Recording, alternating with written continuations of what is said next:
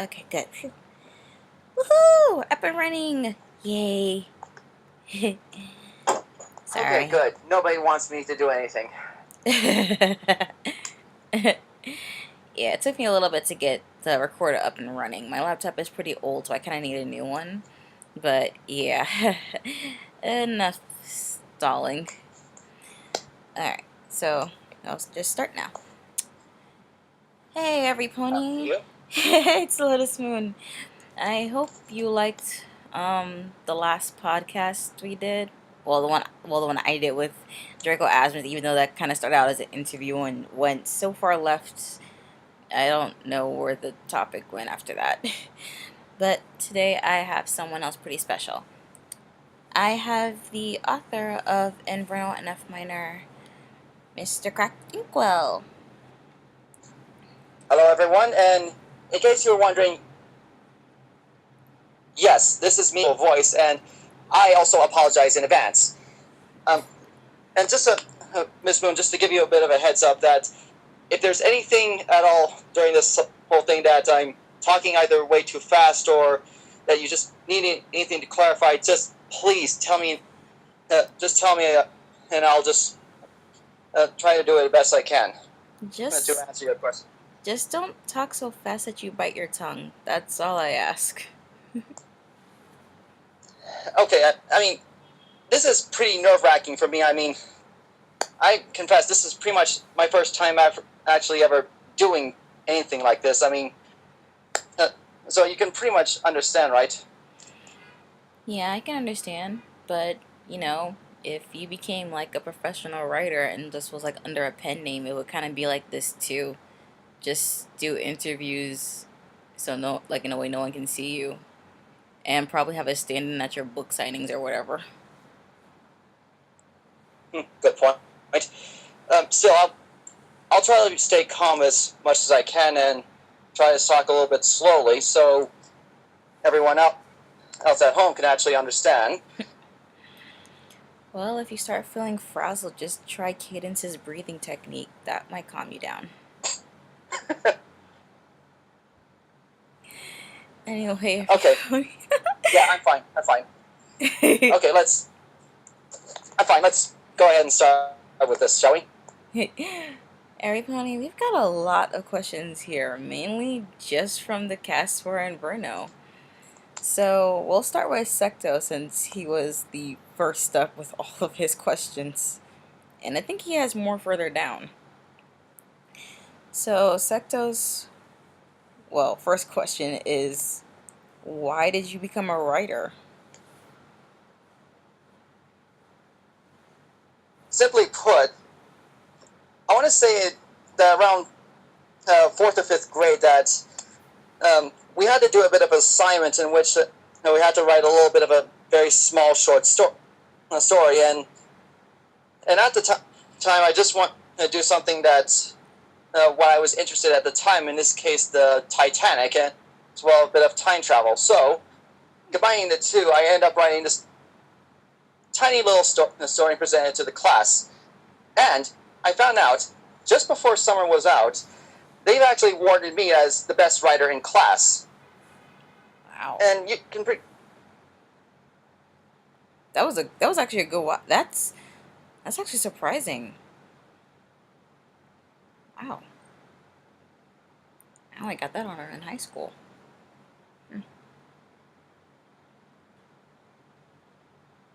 Inkwell?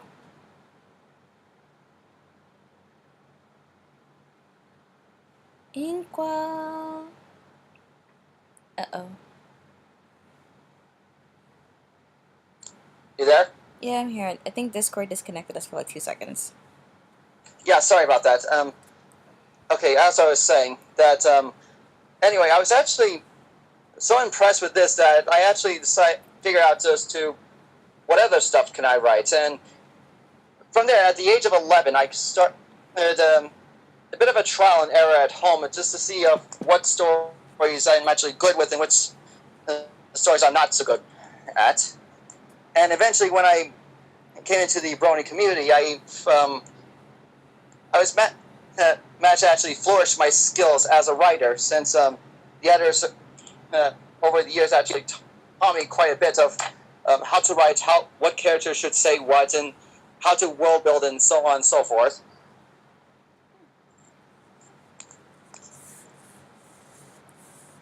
Secto's next So, question. Well, sorry. we could tell you probably had a passion for writing since probably before you were born. You're pretty good at it, and you've written quite a lot, actually. I had a lot of practice. Secto's next question is, how old are you? I think I asked you this, and you told me you're like, what, a year older than me? I'm 24. Oh, no, I'm wrong. You're the exact same age as me. Oopsie. Well, I turned 24 back in June. Alright, so we're just 6 months apart. Totally forgot about that. That was actually one of our past conversations. I think I asked that on like the first time we actually talked on Discord.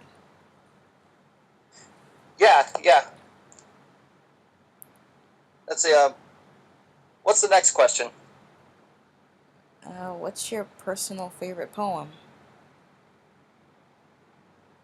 I probably would go with Dolce es Colomest by Wilfred Owen. The title is in Latin, of course. That means, let's see, to die for one's country is sweet and glorious. A rough translation of it. It's a poem about World War I, basically, and all that, and the whole irony of it all. I figured you would draw inspiration from like, well, I guess depending on the reading, I mean the story itself. I figured like for inspiration, you would draw from other stories, maybe poems. So like if it's a dark reading, I figured you'd go like really down the darkest path ever. I think you'd go straight. I figured you'd actually go straight for Poe or something. Yeah, especially if you ever want to go to something that's war themed, go straight to Wilfred Owen. I think he actually penned better about war than any poet before or after him. Give it a look see.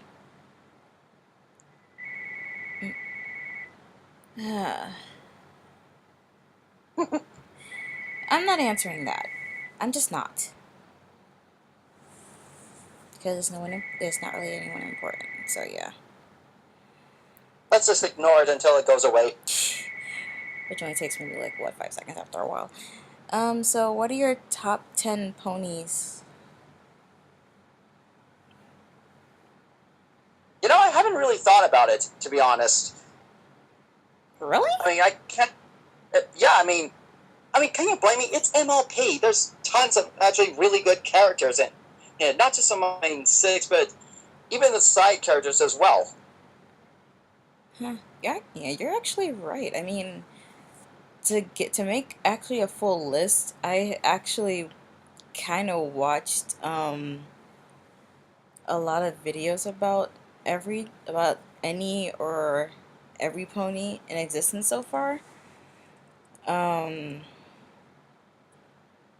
But yeah, it's kind of hard to comprise of a top 10 list because then some of your favorites might not sit well with others. Like, I could say number one is, Derpy, but then someone else might say Derpy's not that cool. Rainbow Dash is better, but, you know, it's really actually kind of hard to make a top 10 list because there are just too many to pick from.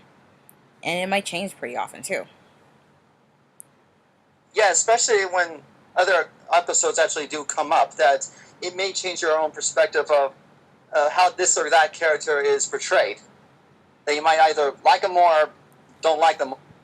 Or, like I said, I guess it depends on how they're written from episode to episode. Yeah, and then when people make their own spin on the character, you might change your perspective, too. Yeah. What's your favorite instrument or song? Favorite instrument to listen to, the violin. The Ninth Symphony by Beethoven. In particularly is the last movement. Ooh. The, Classics are always beautiful. I know. I prefer Claire de Lune, and I only know about it because when Twilight was all the craze, that was one of the melodies I believe in the first movie. So yeah, when I had nightmares, I would just stick that in my ears and I fell asleep and just drifted off much faster than ever. Hmm. Do you listen to the piano or the orchestra version? It tends to vary depending on what I find. And I think I have the orchestra version set in my watch later list to probably put into one of my later readings eventually.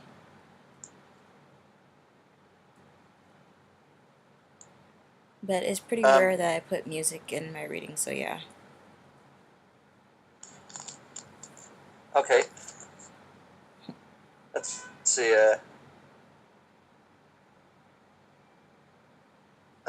I think you're about to be cutting out here. Aw, boo, that's not fair. Don't worry, I'll listen to when you post it on YouTube. Well, Seto's next question is how did you and I become friends? Simply put, I just ask if there's anyone out there who would read this particular story, My Little Girl, and within a couple hours, you just say you wanted to read a story, and I guess it pretty much started from there. Yeah, your story was the one that got me on my way. And after that, I just kept going, but people did make suggestions that I put what kind of reading it was so that it would draw in more attention. So after that, I just started putting what type of reading I was doing. And yeah, first I started with Hmm. like maybe five with your story, and now I'm getting close to 700 now. Wow, congrats to you. How do you feel about Chrysalis and the Changelings, like in general? As a character, I view Queen Chrysalis as one of those very interesting villains. I mean, that she went to Canterlot a lot to basically in order to practically steal love from the entire kingdom, to the point that I think she got really greedy here, and having her subjects become greedy as well. But as of now, especially with some of the changelings being reformed and all that, I'm actually kind of curious to see where this will actually go. To be honest, even if it doesn't happen like soon, even if it happens like maybe a couple seasons from now, I kind of want them to make an origin, not maybe an origin episode or episodes, maybe if even an origin movie, because there are a couple of characters I'd like to know about.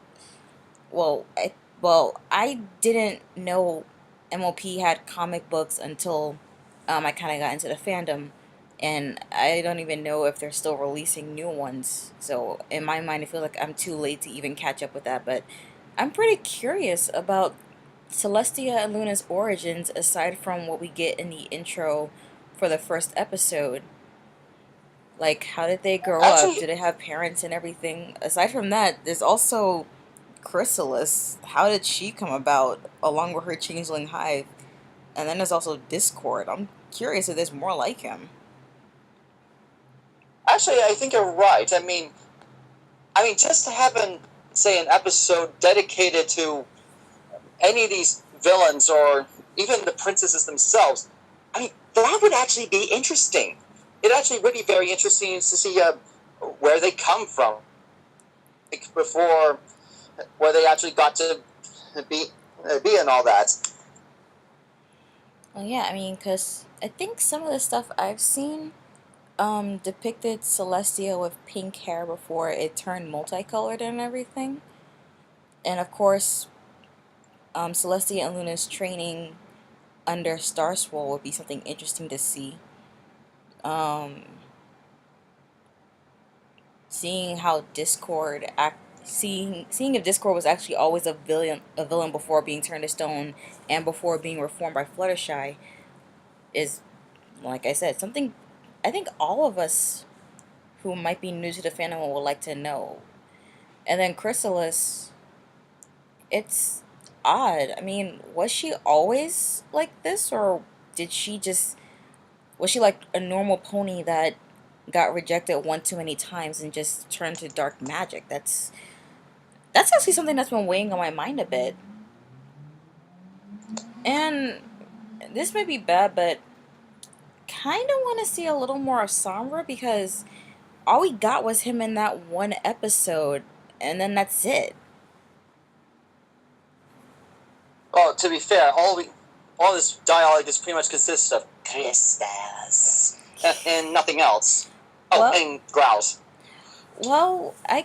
I did see his origin story from the comic through someone's video of it, so I kind of want to see that unfold, like how it will look animated, actually. Because I don't think he just simply spoke that one word constantly after turning evil. I mean, he had to have more of a vocabulary. I think after what 1,000 years in isolation, that's all he remembered. Hmm. Still, still, you are right. Even I would be interested to see some at least a well-developed origin story with some of these guys. Yeah. What was? How did you originally want Inverno in F minor to be, when writing it? As if I ever had a plan when I write any of my stories. I mean, it's actually true. I mean, with every single story I've ever written on fanfiction, everything's pretty much made up as it goes along. If anything, the only method I even have is just action, reaction, repeat. True. Like when. Okay, no. You actually made me cry with Inverno when I had to read about Inverno's nightmare with his father.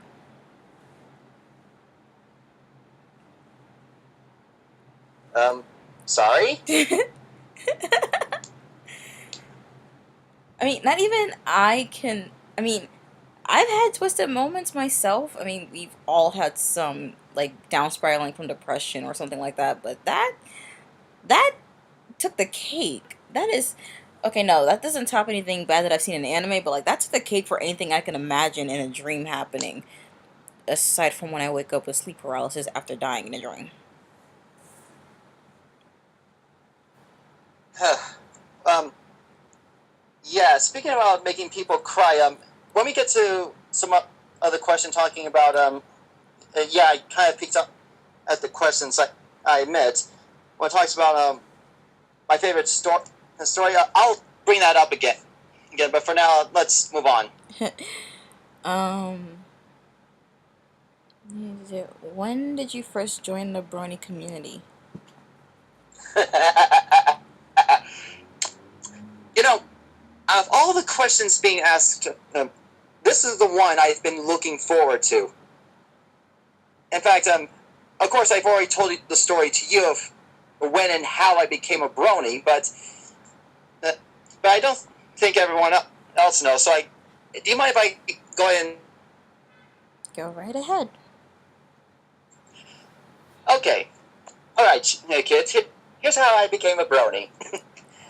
Once upon a time, I think it was back when the show was still in its fourth season. Yeah, I think it was in its fourth season. That I was the one that hasn't even heard of what a brony was, nor even had any idea that the show had re-updated or anything like that.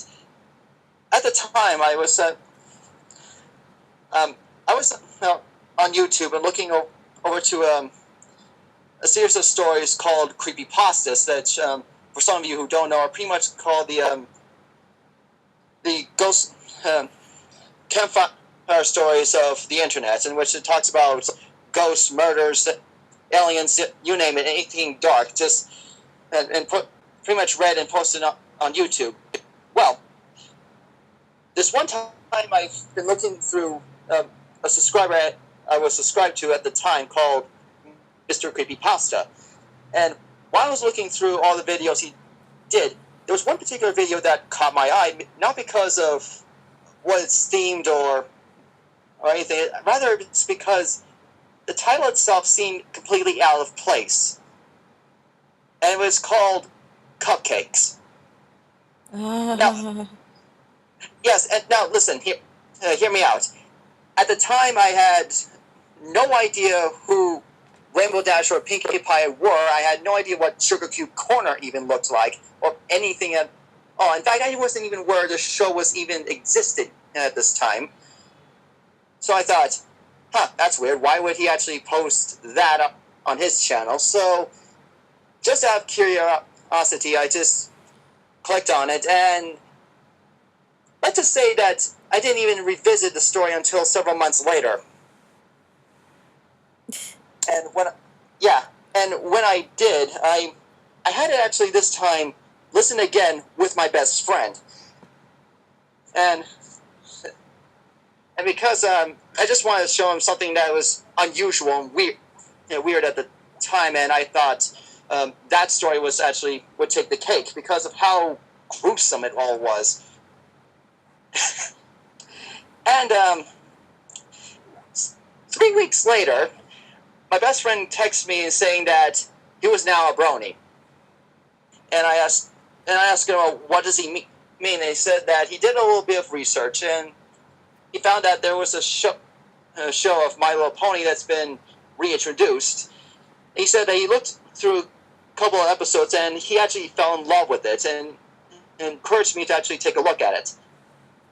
Now,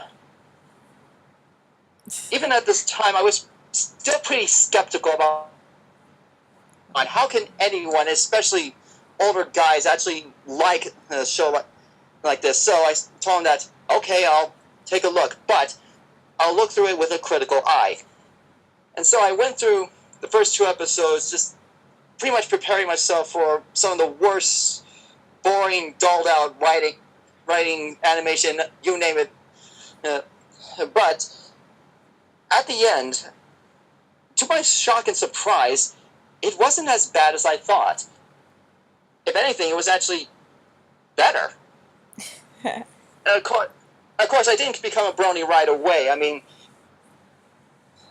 I actually looked through some of the fan stuff that other people did, like of comics, of stories here and there, and yes, even some fan fiction as well. But I guess what really got me hooked was it was the episode where Discord was being reformed. I think that actually got me genuinely hooked. That actually made me want to see the whole thing. And from there, the rest is history. And you all know my story of how I became a brony, so let's not get into that again. Is reading and writing your only passion? No, actually, I have a few others, like such as history. Well, all right. Well,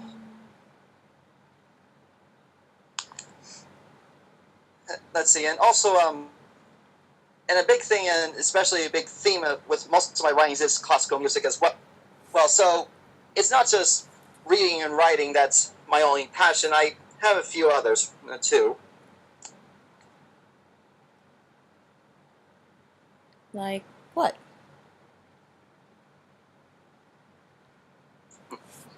Well, like I said, just learning about history, classical music, and maybe a few TV shows here and there. But I'll get to that later. Next question is, can you write a story about the changelings? But I think you did that already, didn't you? Technically, yes. I have written a bit of a ghost story that has a changeling character in it. But recently, I've been wondering if I should actually write a story about changelings again, which I think it might be possible, but I have a few other stories I need to get through in order to do something like that.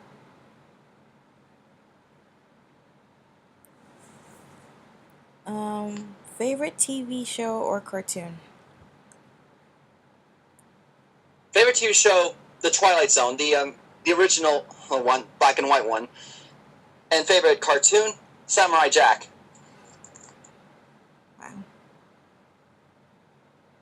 Wow. Well, I think you already answered this. What was your first fanfic? Oh, what was the first fanfic that you read? I think you. Well, this kind of counts as reading since you heard it. You said it was Cupcakes, but I guess was the first one you actually read either on fan fiction or anywhere else. I guess. I don't really remember, actually, to be honest with you. I mean, granted, if you can't count Cupcakes for being the first, pretty much my introduction to MLP, but first story I've actually read from fan fiction, I'm afraid I don't really know, actually. Um, can you draw? No. I mean, Flat out answer. I mean, when it comes to painting, I mean, I'm pretty much an impressionist, more than anything else. Especially when I have next to no training, and yet I'm actually considered pretty good at it with my art. Painting is one thing, but drawing.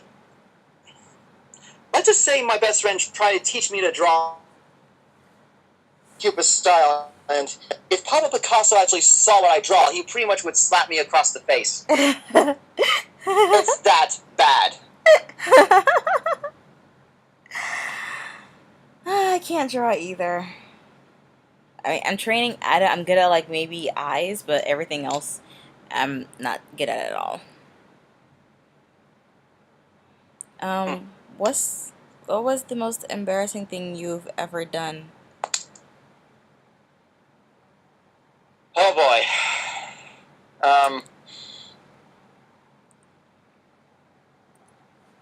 Okay, I'm going to tell you all a little story that no one's actually known about until now.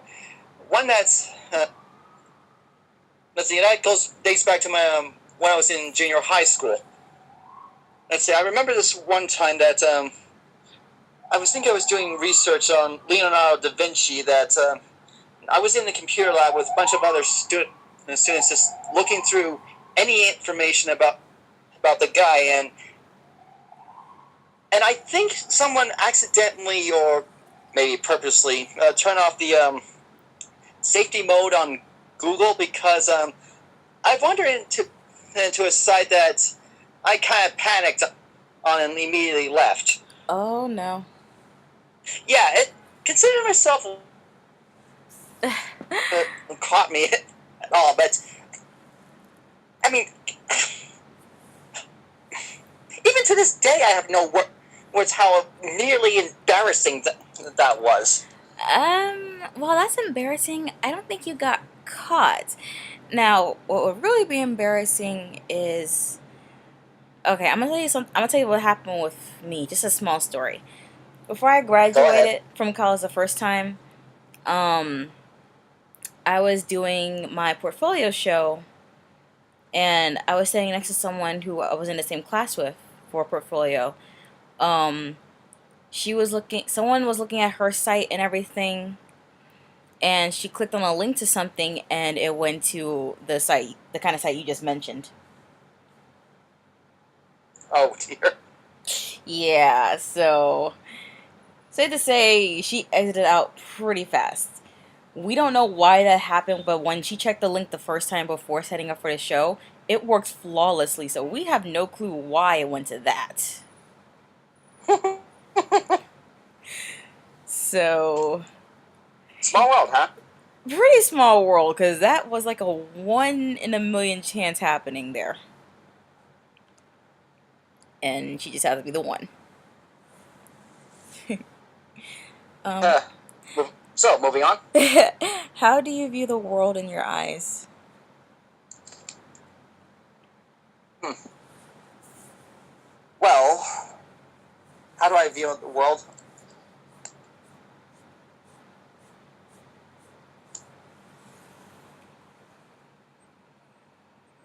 You know, I think this is a bit of a tough one because, hmm, because I'm not exactly, well, uh, no, normal mentally. In fact, do you want to know why I actually chose the name Cracked Inkwell? Yes. Yeah, and for those who don't really know, the reason why I actually chose Cracked Inkwell is because of basically on my two mental disabilities, actually. And one which affects the way how I think, and the other affects the way I hear things. And just to actually put in perspective that it's almost as if viewing the whole world through almost like through a broken mirror, and yet even through that, then you can actually still actually see incredible things through it that no normal person actually could normally see. Wow. I'm just broken. I see everything in black and white. Years of being bullied does that to you. Uh, do, do, do.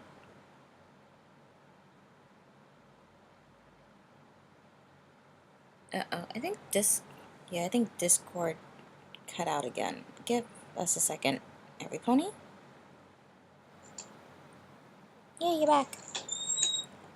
Okay, so as you were. Um, yeah. What's your favorite episode you like, or your best opinion, or the best in your opinion from MOP? If I have to go with, say, the most memorable, I would probably go with Pinky Pride. Ooh. I mean, that's the one that always stands out in my mind as being a good MLP episode. At least for the time being. Hmm. I like Royal Problem because we got to see a side of Celestia we didn't think was even there.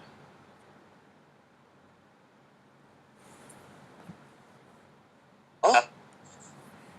I mean, that was a nice introduction to a new character, but to think that Celestia may have a dark side? Wow. That is another good one. If you have to choose to live in Equestria, will you take that choice?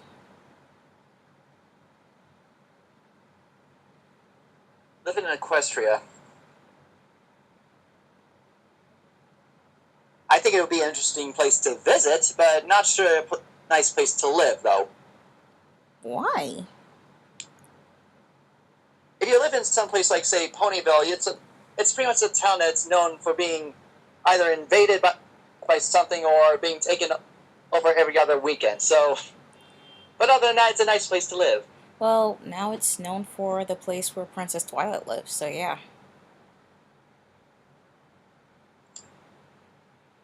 If I had to choose if I could live in Equestria, I don't know. I mean, Ponyville is nice, but when the Everfree Forest invaded, I was like, no, thank you. See, I mean, like I said, it's a nice. I think it would be an interesting and nice place to visit. Just not sure if I want to live there. If I could choose, I think I would go with Manhattan because I already live in New York, and maneuvering through Manhattan is not that hard once you get the feel of it after visiting a couple times a year. Yes, I'm a hermit. I don't really go out to Manhattan as much as I really should, but that's because it seems like almost no matter what time of the year it is, tourists are around, so it's like you can't really get anywhere in the time you need to get there. That, and once New Year rolls around, you can't even leave Manhattan at all. If you go there to watch the ball drop, you have to stay there for hours in the freezing cold. You can't even send a friend out to go get you like a mug of hot chocolate because you move, you will never get that spot back, and you're kind of herded in like cattle. Wow. Yeah, I've never been to Times Square to see the ball drop. In fact, I probably may never be because things can probably happen, and I don't think I want to be over there if something bad may possibly happen. Aside from that, my church has a New Year's Eve service every year, so from like 9 p.m. to midnight, we have service, and then like after that till probably whenever we feel like going home, we have a little after party that's like always some kind of theme. Hmm. Anyway, Ali Kitty asked a couple of questions. They asked, "Are there Inverno? Is there an Inverno sequel in the works?" I have been since with Princess Floriheart now being actually been introduced. Huh. I've actually kind of I've been actually been kind of wondering of what kind of life someone with Inverno, especially with his condition, would actually go through in life. And Well, and actually, that's actually quite interesting. I mean, I did the reading of Thorax being Florihart's babysitter in the castle, but that's actually kind of interesting to know how Inverno might go about life with Florihart in the castle now. yes, and uh, yeah, and I think I've already told you about what Inverno's condition is, right? Yes, and we will not discuss that much further. Because we kind of can't. Uh, Good point. We don't really exactly want to spoil things for those who don't really know yet. Yeah, let's not do that. Let's move on. Yeah. Not touching the big three, which are Bach, Mozart, and Beethoven. Who are your like? What is your favorite composition? Easy. Um, the second movement to Vivaldi's Winter. Who made that one? Winter? It's part of the Four Seasons by Antonio Vivaldi. Oh, well, I think my favorite one now would have to be the one from the chapter I just finished reading, the one where Cadence introduced Inverno to Tchaikovsky. Oh, yeah. Let's see, what was it? The Romeo and Juliet Overture. Yeah. Yeah, I think I've heard that one before, but I can't place where. It sounds so familiar, but I don't think I heard it. Um, okay, in high school, of course, they make you watch classical plays for English class, I'm guessing. The one my class saw since I went to an all girls Catholic high school was Romeo and Juliet, and it was the original one. And I think before that, I saw the more modern day version with Leonardo DiCaprio. But Tchaikovsky's overture, I don't think it appeared in the original Romeo and Juliet. Either it did and I can't really remember, or I think I heard it maybe Well, somewhere else. technically not quite. I mean, it's been inspired by Romeo and Juliet. That's where he actually got his themes from, but I don't think it was meant to be a ballet or anything. Just I think it was. So that's where the confusion lies. Oh, we got a lot. We still have so many questions to go through. I'm fine. um, the Dizzy Dan asked, "What do you do for inspiration?" Speaking of Tchaikovsky, he once wrote something that, and to very loosely translate, said that inspiration does not come to the lazy. It only comes to those who call it. And yeah, that's pretty much what I have been doing by keeping to that philosophy of actually seeking out inspiration. And the best way to do that, I would suggest, is whatever you actually are interested in. Like, for example, currently I'm writing a story that has to do with the equestrian version of Mozart. And I'm not just interested in his music in general, but also, but more importantly, because of what the guy was like and how insane he really was. I mean, this is the same guy who wrote was also the same. Yeah, was also the same guy that whenever he actually got bored at rehearsals, he pretended to be a cat. Wait, what? Not even kidding. He actually would start meowing at everything and even crawling onto tables. Oh, okay. I think I may be the exception to his quote because I'm lazy and I don't even seek out inspiration. It more or less comes to me, and I zone out entirely. Hmm. What advice do you have for fellow writers?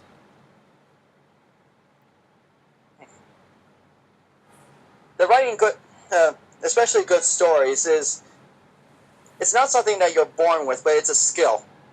And without any other skill, it's something you have to practice with. Now, I'm not promising that you'll actually get good right away, but I think with over time and a little bit of dedication, even passion, most importantly, that you will also become a good writer yourself. Hmm. I randomly got into writing by writing poetry in like kindergarten, like not even kindergarten, like fourth to eighth grade or something like that. And then in high school, I decided to try my hand at writing short stories and then try writing a little novel. But then I didn't think that PCs and Macs were two different things, so I didn't save the file over or put it on a new flash drive that can be like formatted for a Mac or anything. So anything I wrote for that novel, which I think I got like 50 pages in or whatever, is gone forever.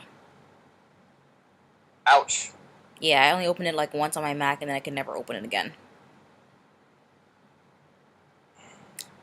So if I ever wanted to, I still remember bits and pieces of it. Like I think I based it off of like I forget what I based it off of. It was more like a fantasy novel.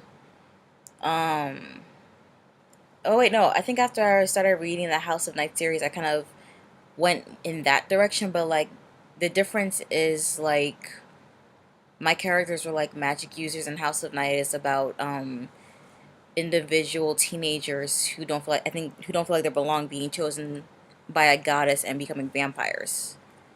But I haven't read it in a Hmm. while, so I don't really remember the full gist of it. And I have like the full list of all the books so far that I want to buy right now. Okay. But yeah, I think when I got mad when I was while writing, I got pretty violent, especially like during the fight scenes. I think I was like one that took up like maybe 3 pages, and it was like the most violent one I ever wrote. In fact, when I reread it, I was like, when did I get that dark? Oh well, just leave it in. What? You Nothing, nothing. what? I don't even It's remember. just I don't remember why I was that mad. But then it was like after that, and some things happened in school. I started going really down the darkest path. I like not even close to Nightmare Moon dark, but oh, I got pretty violent. yeah. Please forgive me. I mean, I wasn't. I was only laughing how you're saying that you wrote something this dark that even you're amazed, and then suddenly go, let's move on. Yeah, I mean, I mean, it, that's sudden change. Sorry, I couldn't help but laugh. I could. Well, I also just said just leave it because I couldn't think of any way to either take it out without it seeming like it was probably an integral part of the story. Because I think I pitted the main character against someone who was like a ruthless bully and who abused her abilities or whatever. Because all of the characters had certain abilities contending to what their interests were, or like I guess what their name was or whatever. And yeah, my character just let out some kind of ability that no one thought she would have because she was still kind of new to using them and turned the fight in her favor, and it just went down. It just went like downhill from there. So I just figured there's no way I can take this out without the story seeming like it's missing something, so I just left it.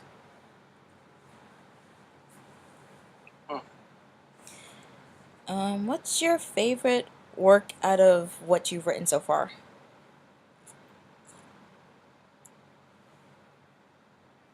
Out of all of them, I would say the one that still um, is close to my heart, even to this day, is My Name's Harmonic.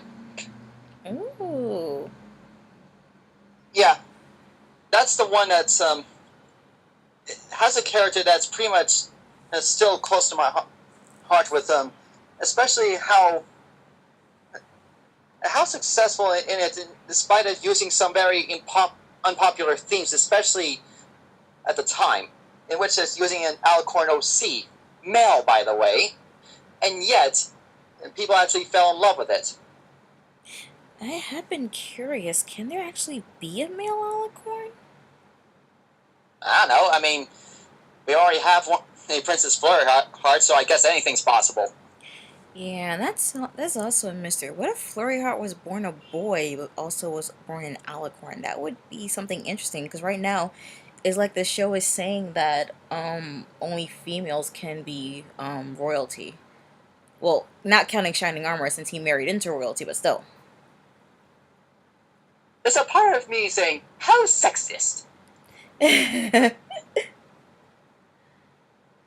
Well, throughout history, I think there is history of queens having a more firmer hand on the reins of governing their country more than males. So I guess it's like showing that off, really. Okay, yeah, to be fair, like the examples of Queen Elizabeth I and Queen Victoria. Yeah, yeah, I can see what your point is here. Yeah, yeah. I think I've heard of another queen. I think in Egypt. I forget what her name is, but like I think she ruled over her country for like 23 years or whatever. And then when a male who was more suited to be the successor took over, they erased everything about her from history. Nefertari. Yeah.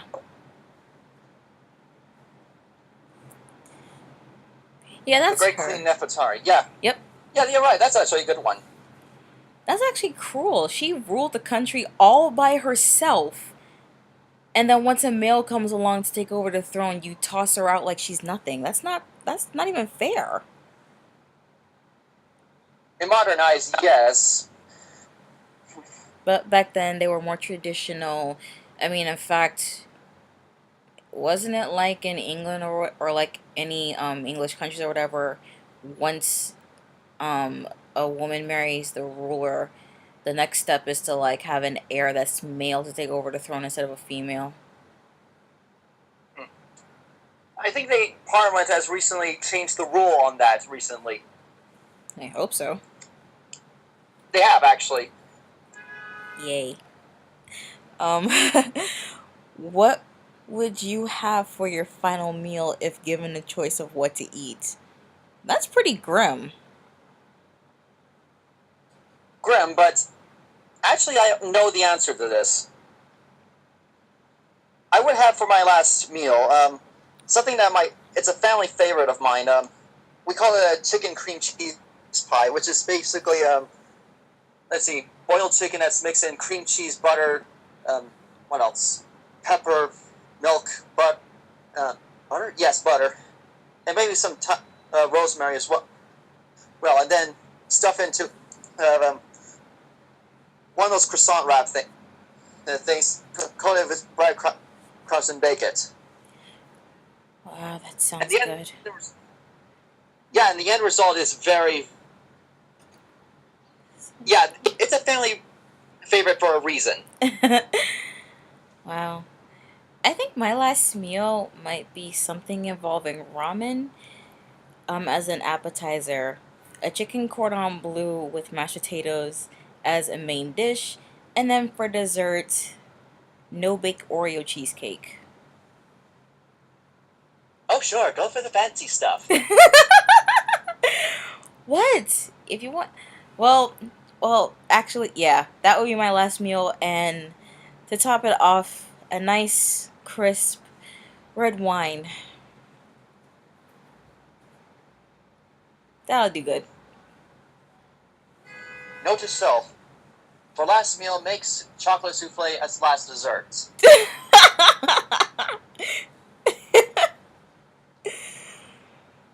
Actually, no, I shouldn't laugh at that. That that actually does sound like a pretty good dessert to end off with. Well, at least It you won't. is. At least you wouldn't be like that guy who had like something gigantic for his last meal, and then his last words before getting a lethal injection was that instead of getting spaghettios like he wanted, he just got spaghetti and meatballs, and he was just pissed about that. I forget who it was, and I forget what his last meal was, but that's the only thing he was so ticked off about.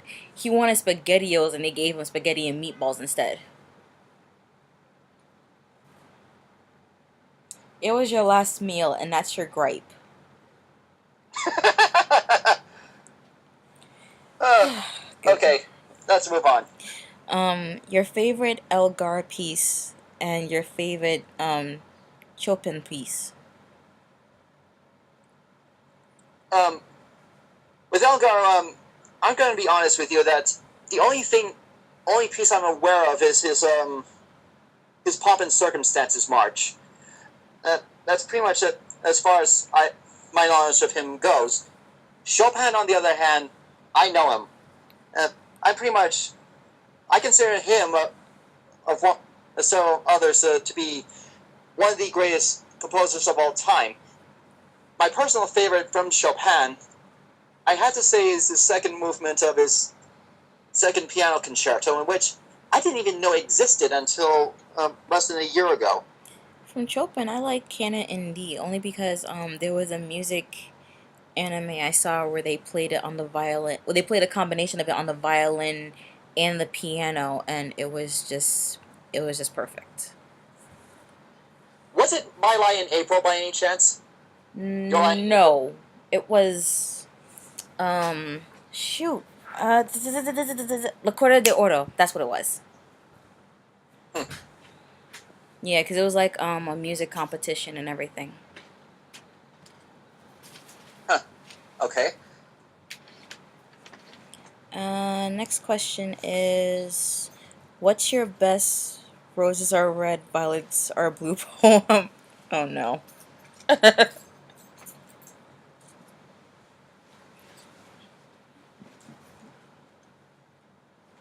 Roses are red, violets are blue. This rhyme is dumb, and so are you.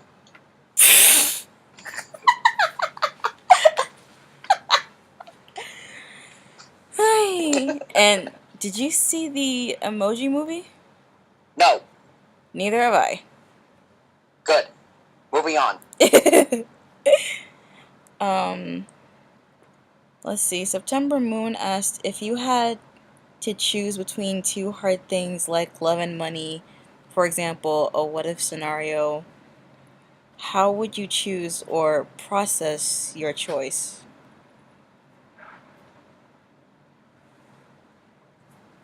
I would go with love.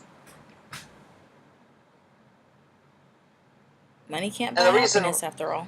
yeah, and the reason why for I go with love is simply that money is something that you can easily lose. Something that you can easily lose, be it through death, taxes, or just getting. Even when during all those circumstances, that if that sort of love is mature enough, then what would the rest of that matter? True. What if, wait, would you try to find, oh, there's more to this. Would you try to find or reason a third way? What if there was no third way? Hmm. I don't know if there is a third way, and you know what? I probably would go stick with my first choice anyway. True. Um, if you had to choose friends or family to save, how many would you try to save? What if you couldn't save them all? Like, what if you could only save about 10 or maybe 5 of them? Who would you choose and why? Man, this has suddenly got dark and depressing all of a sudden. Yeah, I know.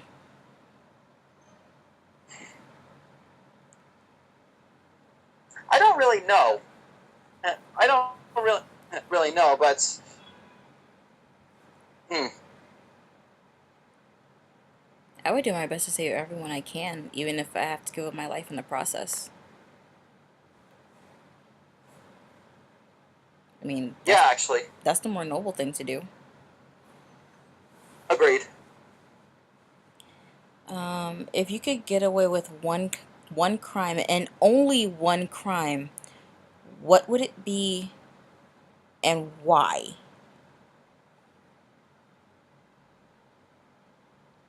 Why am I Uh, thinking perjury? I can't think of any that doesn't probably come out with repercussions that I get caught in the end. Yeah, neither can I, and especially when it's so. I'm pretty much a boring guy here, and even to do anything like that, I don't even know exactly how to get away with any of it, even if I try. And if you looked up on Google, you'll be put on the blacklist to be watched for the rest of your life. So I just would say don't try anything. Any major goals in life? At the moment, just getting through college, and then find a stable job to work for. I am 1 week away from finishing college for the second time, and I've been searching for a job for the last 3, 4 years now. Yeah, but at the moment for me, I'm just getting through my generals. Yeah. Any details you'd like to share about yourself, like your hair color, eye color, for example?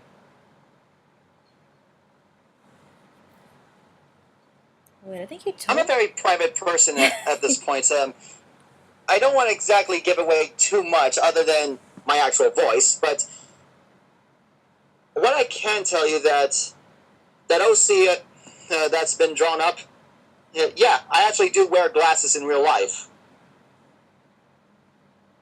Oh, that's the best we're probably gonna get. So let's move on. Good. What's your favorite color? Orange. Yay. What is the average airspeed of an unladen swallow? What? What do you mean by that? Do you mean African or European? I don't even know. Well, you asked that to September Moon too, but I don't even know. I didn't even. I know. I I know know. what the reference is. I know what the reference is. It's a Monty Python thing.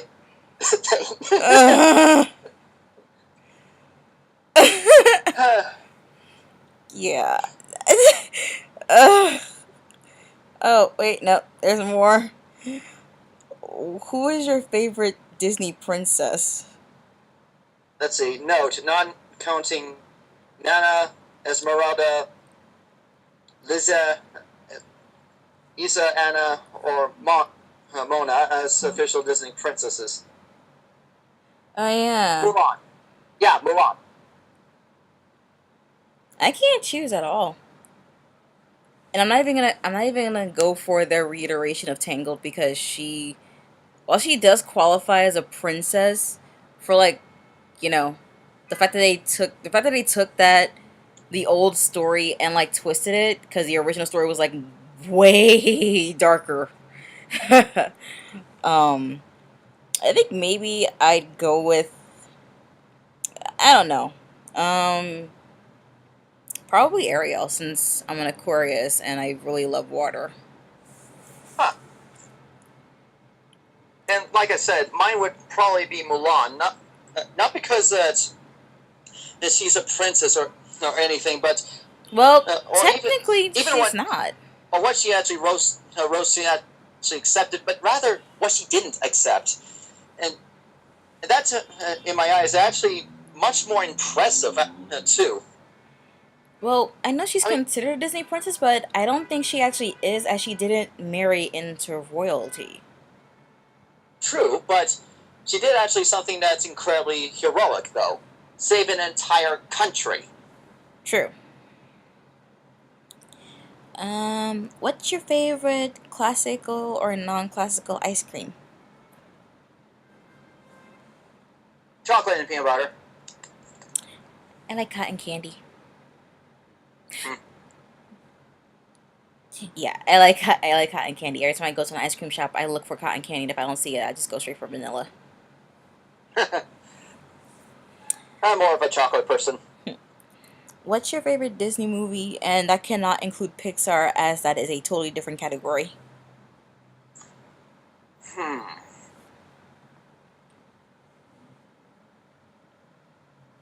I probably would go with Beauty and the Beast. The original or the new version? Um, the older one. I like both. And I like how they took the original for the more modern version and added new stuff to it. Yeah. Um what is your ideal dream car? Um, probably something that's old-fashioned, like some car that's made from the 1930s, 40s. But again, that's just me. Who is your favorite Disney character and who is your favorite Pixar character? Hmm.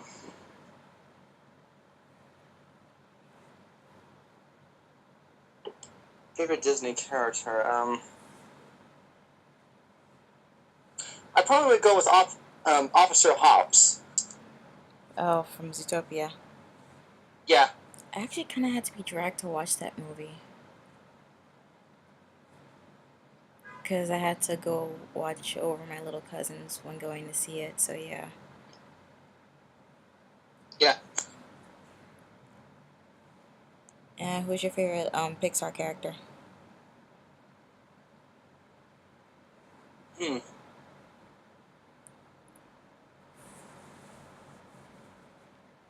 It's a toughie since that's tough for me since I haven't seen a lot of Pixar movies since I think Toy Story maybe. Hmm. Yeah, I'm not sure about that one, to be honest. Um, what's your favorite Pixar movie? I'm split between Ratatouille or The Incredibles. Huh. I can't wait for Incredibles 2 actually. Oh wait, I have seen any Pixar movies since Toy Story. Wow, I totally forgot about The Incredibles. But yeah, I cannot wait for Incredibles 2 because I think it's been what 10 years since the first one was made now.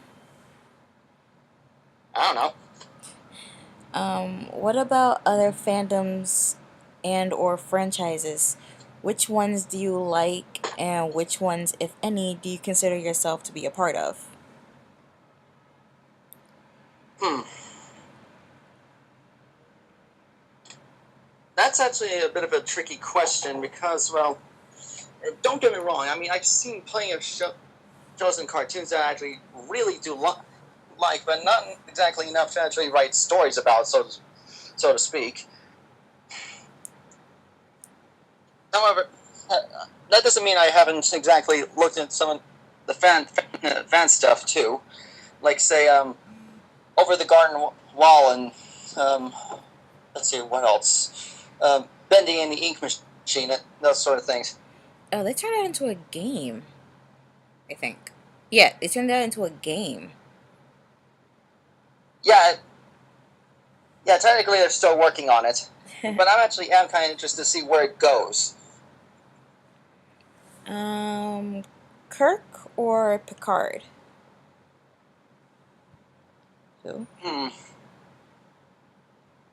I'd probably go with Picard. And now we're gonna move on to the film fiction questions.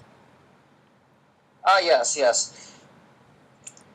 Sly Moon actually asked the same question before. That was answered before. How did you become a brony? So we got that answer. Um, Circuit Breaker asked, how pissed off do you get at your editor?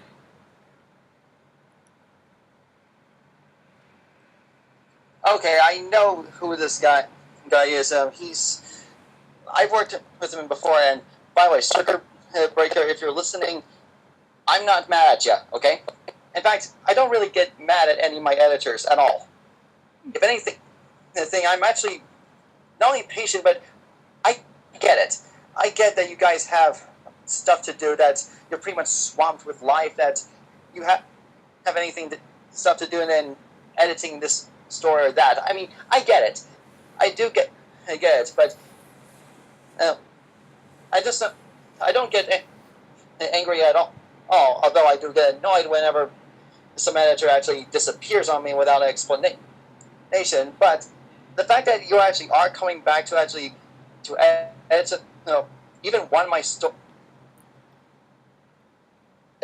here. Mm-hmm. Um, let's see. The V Claw asked a couple of questions. Which character in I know this guy, and he's actually one of my favorite authors on film fiction. Oh, please ask away. which character in the series would you want to write about but haven't yet? I'm tempted of doing Thorax. At least King Ooh. Thorax at this point. Oh yes, I mean I've read a couple of things involving Thorax.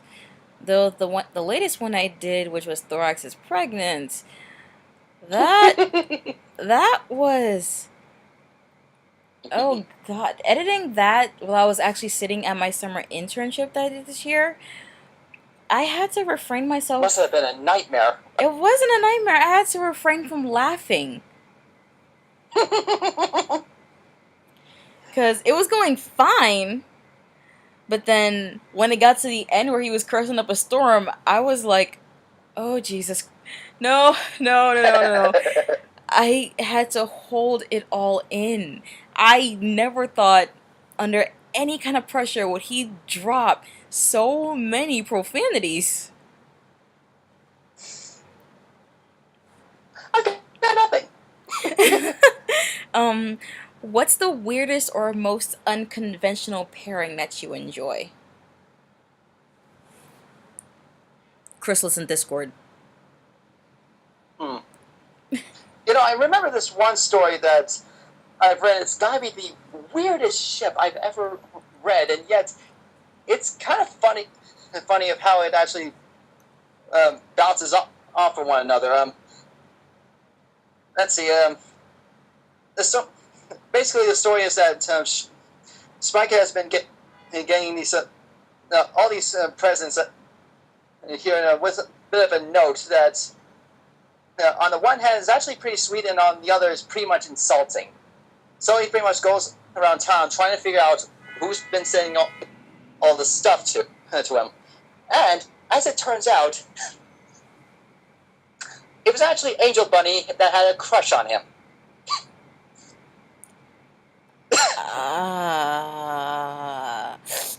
I know, exactly. My same thought process.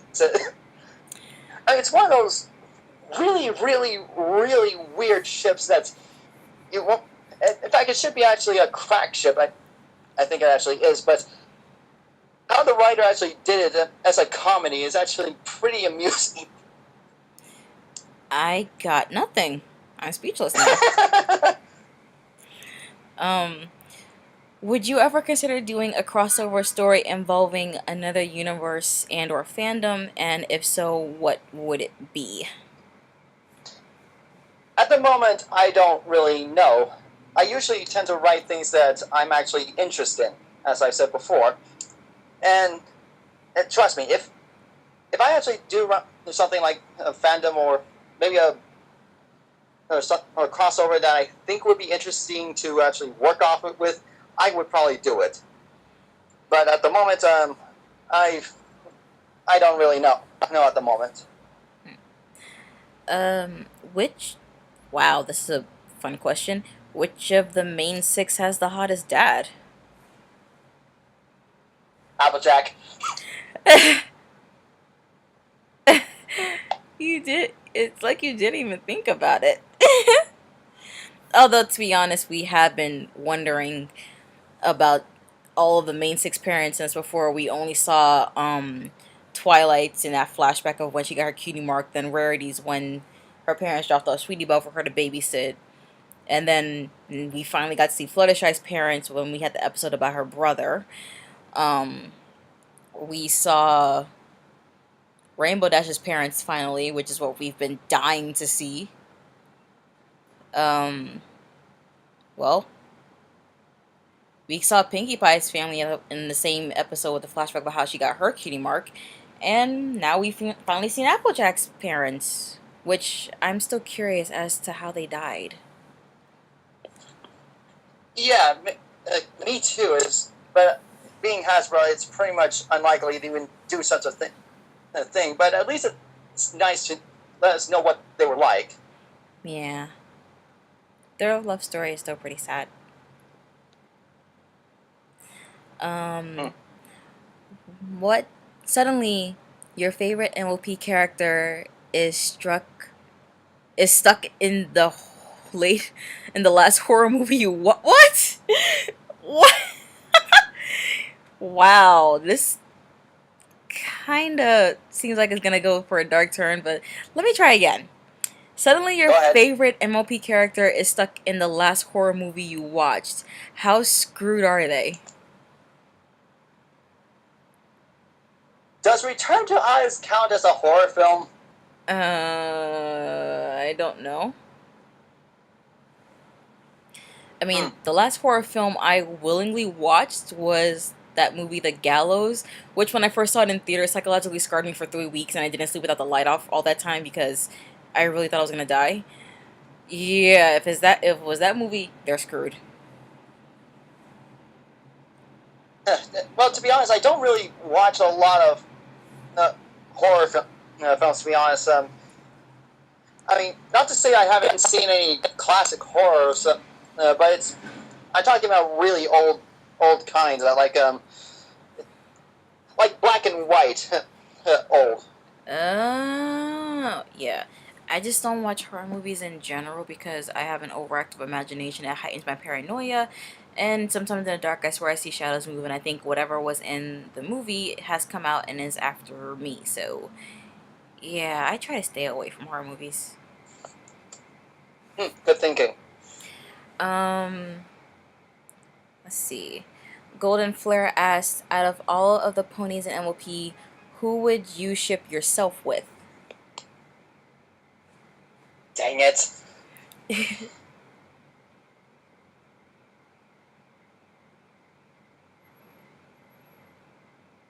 I don't really know, actually.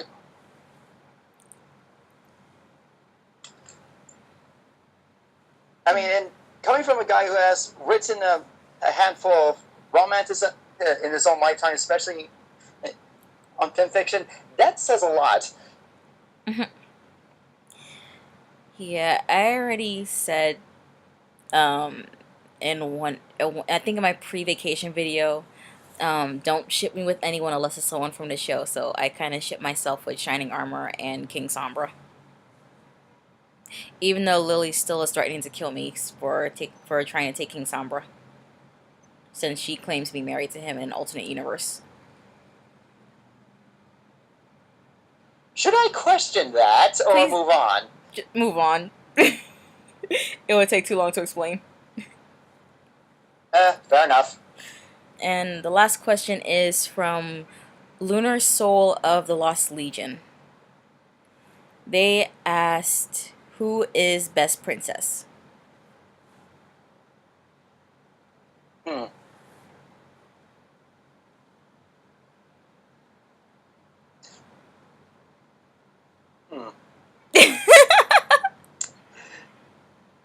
That's hard. I know that.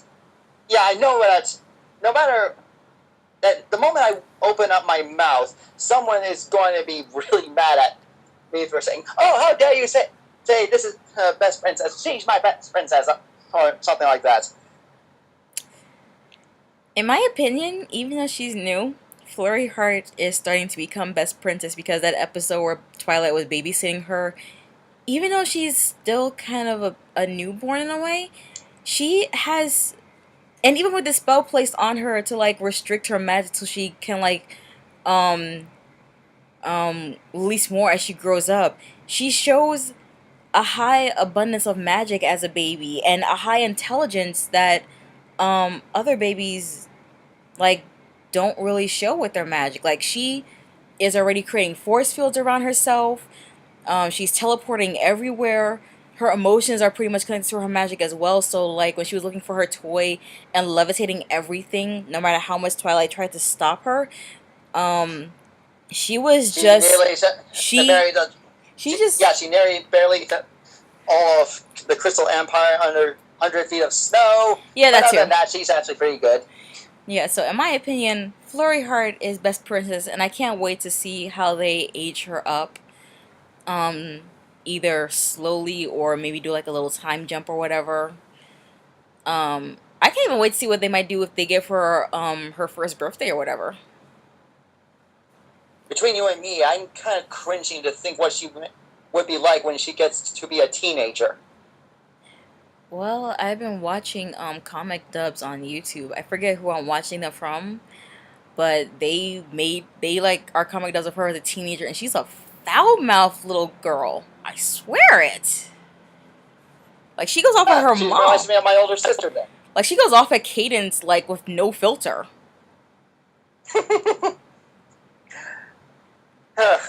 Although, to answer your question of who's best princess, I think guess at the time being, I'd probably go with Her Majesty Princess Luna. Princess Moonbutt. Well, why not? I mean, Well, when we had the eclipse, I'm guessing everyone made a lot of puns about her. In fact, Safi actually posted that the Earth got mooned because, you know, the solar eclipse and everything. Yeah. Well, somehow we got through all of the questions. yep, and our sanity is still intact. Darn it. Yes, darn it. We need to find something that'll break our sanity. Actually, no. How about we not break our sanity? Because my sanity was broken once, and that was not a very good thing. Funny, I wasn't aware that I was sane. Actually, no. My sanity did not just break once. It is still broken, so let's not go into that territory. Okay. So boring. I'm interesting when I want to be. You just don't want to see me when I go too far down the rabbit hole. That is when I guess the side of me you didn't even think was possible has come out. Considering that you live several thousand miles away, I think I'm forced to take your word for it. Yeah. So we're gonna end it here. Yes, let's. Alright, every pony. So I am Lotus Moon, he is Cracked Inkwell, and we wish you all a good morning, afternoon, evening, or nights wherever you are, every pony. Good night. And thank you for listening.